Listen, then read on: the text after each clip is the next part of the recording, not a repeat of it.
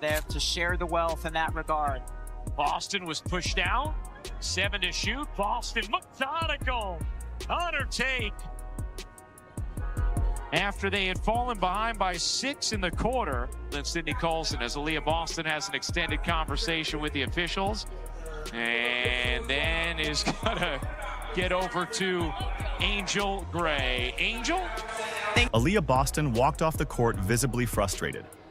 Number 1 minute ago, Aliyah Boston furious as corrupt refs RIG Fever loss to Dallas Wings. Just 1 minute ago, Aliyah Boston walked off the court in Indianapolis with fire in her eyes and rage in her heart. The Indiana Fever had just blown what should have been the comeback story of the season, and Boston wasn't having it. 24,000 fans watched in stunned silence as their team's season hung by a thread, all because of what happened in those final, chaotic seconds. But here's what nobody's talking about yet. This wasn't just any loss. This was daylight robbery. This was a masterclass in how corrupt officiating can destroy dreams. 7-0 Indiana run. They're within 2 and a foul. This time, Peckers does get the call. I thought this might have been an offensive foul. Howard for the finish.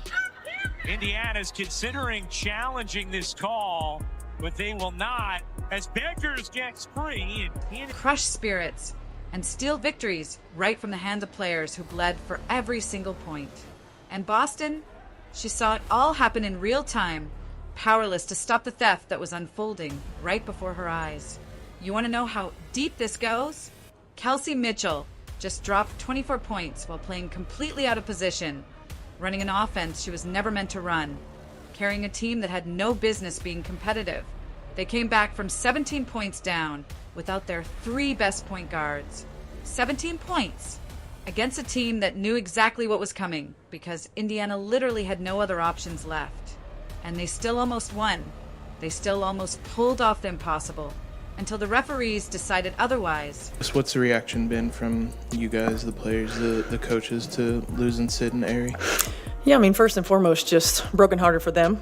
They're 2 really good people that you hate to see this happen to. They've been an integral part of what we've been doing, and so hate it for them. Unfortunately, it's part of the deal, and we've got to roll with it. And we've got players in that locker room who believe in one another, players in that locker room who are as competitive as all get out. We've got versatility, and it's going to have to be on full display. So I think now it's about playing to honor them. Right. Here's the timeline that's about to blow your mind. 3 days before this Dallas game, the Indiana Fever suffered the most devastating injury sequence you've ever seen in professional sports. In one single game against Phoenix, their entire future crumbled in the span of minutes. Sydney Colson, their floor general, their pace setter, the woman who controlled every possession, tore an ACL. Season over. Just like that. But wait, it gets worse. In that same game, Lexi McDonald, their backup point guard, their insurance policy, fractured bone in her right foot. It's never fun to lose. I thought we got a pretty good look out of it. But again, I think, we shouldn't have been in that position to begin with. The 17 turnovers got us there. We shouldn't have even been there. But I thought, Kelsey got a look at it. It's unfortunate, but yeah, on to the next. Season over. 2 point guards gone in one night. 2 players who were supposed to dictate tempo, break pressure, and keep this team organized when things got chaotic. Now, here's the kicker that nobody saw coming. Caitlin Clark, their superstar, their franchise player, had already been sidelined since July with a groin injury. So when the Fever walked into that arena to face Dallas, they were running on empty. No point guards. Just excited. I mean, I know that Indiana is a great organization, and just to be a part of it and just to be here with the great players that I'm going to be playing with, I mean, this is a great opportunity. I'm just happy to be here. What's the most important thing for you in a situation like this, to just get acclimated, just to kind of get your feet under you and feel your way around the new spot here? I mean, it's not my first time just coming to a new team, and coming in and just being me. The biggest thing is just doing what I do best. Playing defense, playing hard, doing whatever the team needs. Obviously, I know they've been down with the injuries. Prayers up for Sid and Ari.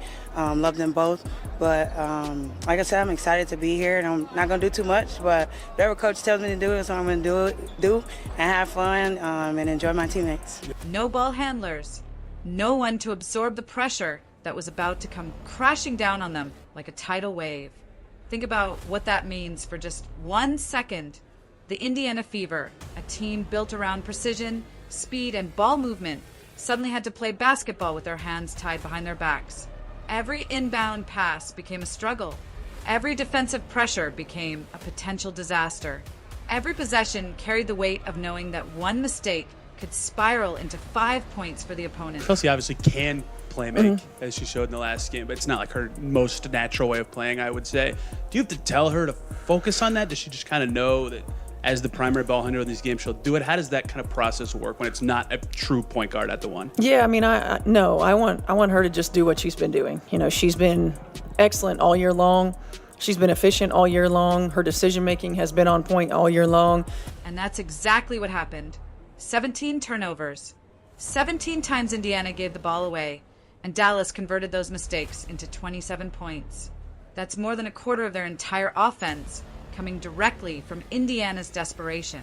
But here's what makes this story incredible. Even with all that chaos, even with all those turnovers, the Fever still found a way to claw back into the game.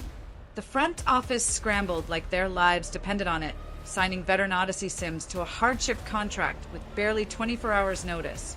Picture this: a professional athlete getting a phone call, jumping on a plane, walking into a locker room full of strangers, and being handed a playbook she'd never seen before. Then being told, oh! Every single playoff game will be on our networks. As Mitchell finally gets a look, her first points of the second half. Curl it in, doesn't get the whistle. Indiana with numbers the other way. Mitchell in the corner. Cunningham. Big game from Aisha Hines-Allen off the bench. Mitchell sprints into the lane, finds Cunningham. She got it. By the way, you're starting tonight against a playoff team. Sims played 13 minutes, finished scoreless, and spent most of her time on the court looking like she was solving a puzzle while running full speed. Because that's essentially what she was doing, trying to figure out where her teammates wanted the ball while Dallas was pressuring her like she'd been running plays with these women for years. So who stepped up when everything fell apart?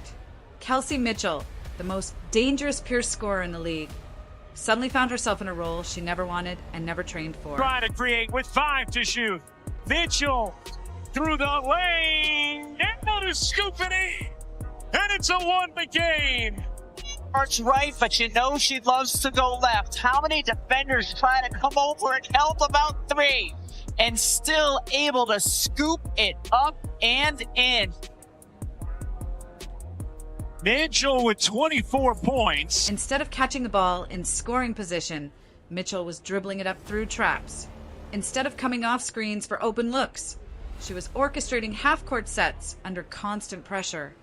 Dallas knew she was the only option, so they made her life absolute hell. Every single possession started in Mitchell's hands. Every defensive scheme was designed to wear her down, to force mistakes, to make her choose between being a scorer and being a facilitator. And Mitchell trying to create with 5 to shoot. Mitchell through the lane, able to scoop it in, and it's a 1 game. Indiana ball down 1.7 to go. Cunningham has to get it in. Mitchell in the corner, can't hit, and Dallas hangs on. 81-80 the final as the Wings win a 3. Somehow, some way she chose both. 24 points on 7 of 15 shooting, with 4 3-pointers that each felt like daggers through Dallas's heart. But here's what the stat sheet doesn't tell you. Mitchell was getting trapped in the backcourt, doubled immediately, and forced to break pressure before she could even think about scoring. Dallas was sending help from everywhere, making every trip up the floor feel like climbing a mountain. Every made basket was followed by another possession where she had to prove herself all over again. In the fourth quarter, when Indiana was down double digits and their season was slipping away, Mitchell buried a three-pointer from several feet beyond the arc, then immediately started barking instructions at her teammates on defense. That's not just scoring. That's leadership under the most impossible circumstances you can imagine. And she wasn't alone. Sophie Cunningham was playing like her life depended on it, dropping 14 points. So I wanted us to outlet and attack in transition. When it got to the point where we didn't attack and we just started dribbling sideways, I probably should have used it at the 3-second mark instead of a little bit later. I thought Kels might have had a baseline drive. That she ended up coming back to the middle, and so I didn't like that. But I did want us to push in transition with a low clock and limited. It's on 5 of 10 shooting and hitting 2 3-pointers that sent the crowd into absolute pandemonium. Every shot came with her trademark fire, diving for loose balls and talking trash like she owned the building. Chloe Bibby came off the bench and went perfect from 3-point range, hitting all 3 of her attempts in just 12 minutes. One of those shots came during a Dallas run that was about to break the game wide open, and Bibby's dagger forced them into a timeout they didn't want to take. Natasha Howard was an absolute monster in the paint, posting a 12-point, 12-rebound double-double with 3 blocks that erased would-be easy baskets. Aaliyah Boston battled through contact on every single possession, still managing 14 points when nothing was coming easy. And here's where the story takes a turn that'll make your blood boil. Indiana outscored Dallas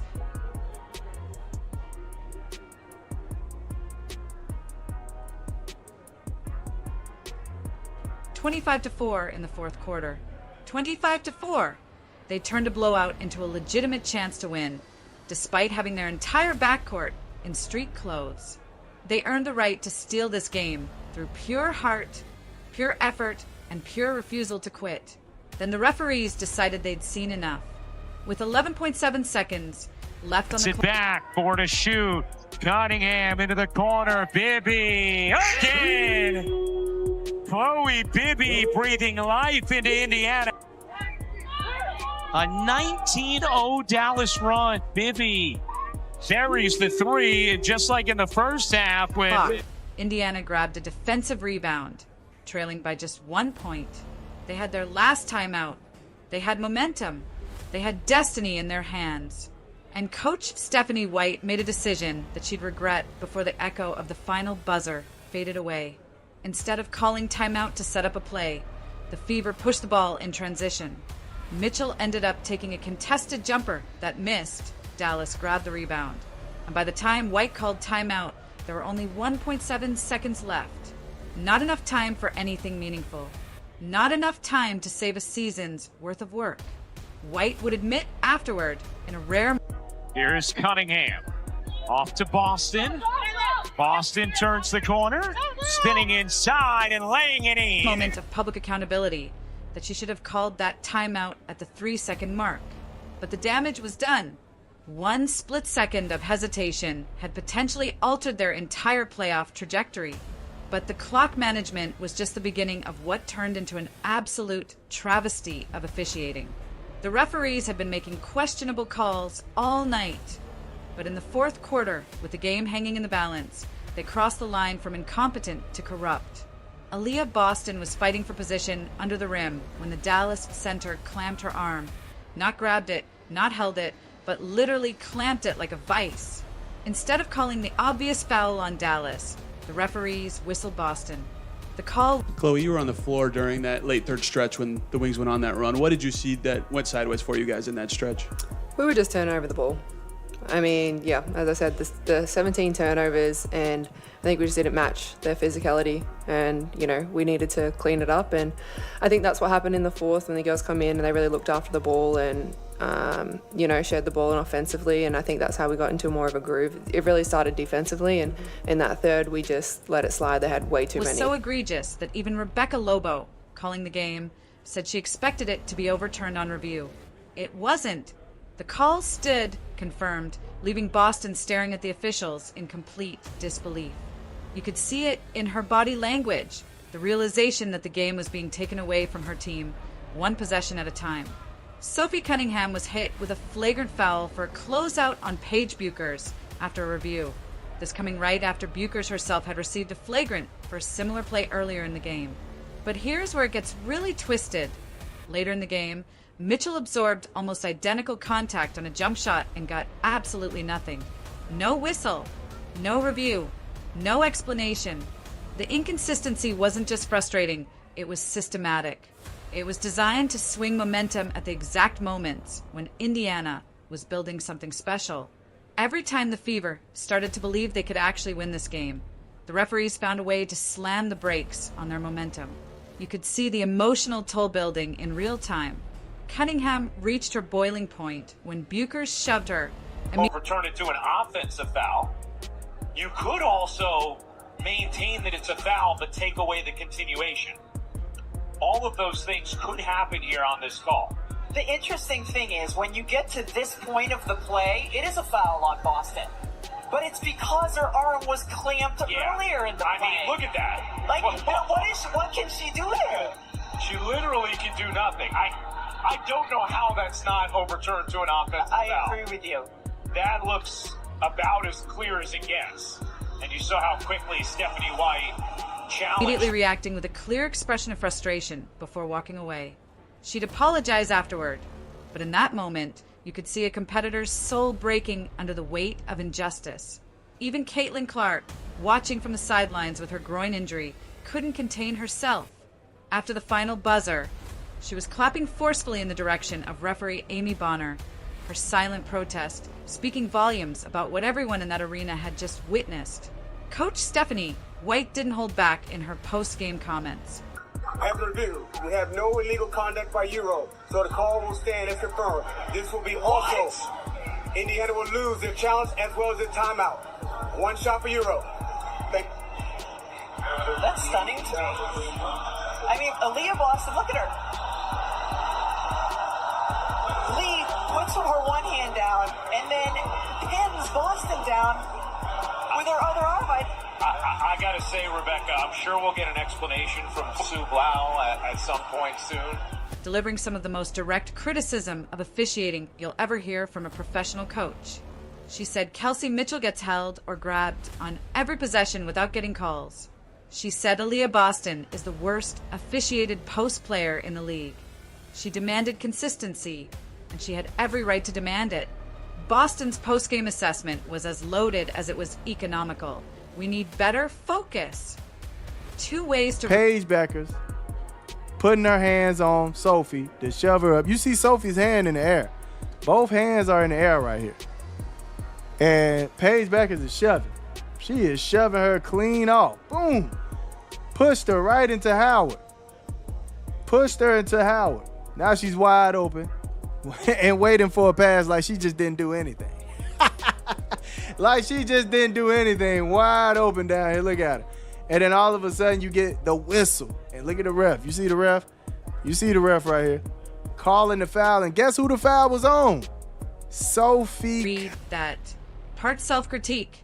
Part calling out the external chaos that threw them off their rhythm. That dual meaning captured everything about this heartbreaking loss. Here's what makes this defeat so devastating. Dallas is a bottom 3 team this season, more concerned with draft positioning than playoff implications. Indiana needed this win. Yeah, I mean, I think it was a physical game. You know, I think there's a double standard in how people get their calls. I think Kelsey Mitchell, number one, is held or chucked on every freaking possession and never gets a call off the ball. I think Aliyah Boston is the worst officiated post player in the league. She never gets a call. And you know, there's a double standard there, certainly. But you know, again, if it's going to be physical and you're gonna allow us to be physical, then allow both teams to be physical. If you're going to call the holds and you're going to call the chucks, and you're going to then call it both ways. So I mean, I think that we've been pretty consistent in what we're asking for, and I didn't feel like it was consistent, especially for those two. I think you could call a foul every time down the floor for those two. To stabilize their playoff position. Instead, they dropped to 6th place, making every remaining game feel like life or death. But here's what you need to understand about this Indiana Fever team. They've proven they can fight through anything. They've shown they can compete without their best players. overcome massive deficits, and play with the kind of heart that makes you joined believe. in the silent protest, clapping forcefully in the direction of referee Amy Bonner after the final buzzer. And during one tense late-game exchange between White and an official, Boston stepped in, visibly upset, before Clark put a hand on her coach to calm in things. sports again. They've demonstrated resilience that goes beyond X's and O's, beyond talent, beyond anything you can draw up on a whiteboard. The question now isn't whether they can make the playoffs. They've already proven they belong. The question is whether they can overcome not just injuries, not just adversity, but the kind of systematic bias that makes you What wonder did you feel like was so clunky or disjointed on that end of the floor?